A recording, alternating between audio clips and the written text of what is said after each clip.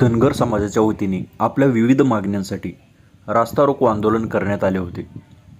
यावेळी वैराग पोलिसांनी रास्ता रोको करण्यास मनाई केली होती।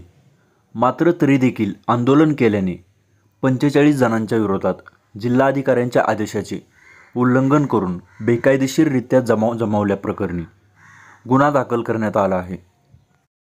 तत्पूर्वी त्यांनी वैराग पोलीस ठाण्याकडे रास्ता रोकोबाबत रीतसर परवानगी मागितली होती। दरम्यान वैराग पोलिसांनी रास्ता रोको आंदोलन करू नये असे संबंधितांना नोटिसीद्वारे कळविले होते।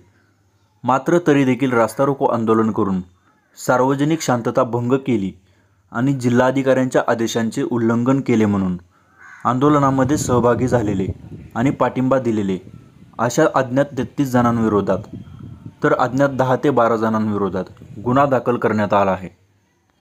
यामध्ये सुभाष शेळके, संतोष निंबाळकर, निरंजन भूमकर, कपिल कोरके, मकरंद निंबाळकर, नाना धायगुडे, अमोल देवकते, बजरंग पांढरमिसे, नंदकुमार पांढरमिसे, बबलू यमगर, रवी पांढरमिसे, खंडेराया घोडके, पोपट काळे, करण ढेकळे, शंकर ढेकळे, वैभव धायगुडे, विश्वजित शेळके, रणजित शेळके, बालाजी शेळके, सचिन शेळके, प्रकाश शेळके, हनुमंत शेळके, विजयकुमार शेळके, विलास शेळके, साईराज ढेकळे, कुणाल ढेकळे, केशव ढेकळे, किरण ढेकळे, बाळासाहेब पांढरमिसे, बालाजी घोडके, राहुल खरात, प्रमोद वाघमोडे, कालिदास देवकते यांच्यासह अन्य 10 ते 12 जणांविरोधात गुन्हा दाखल करण्यात आला आहे।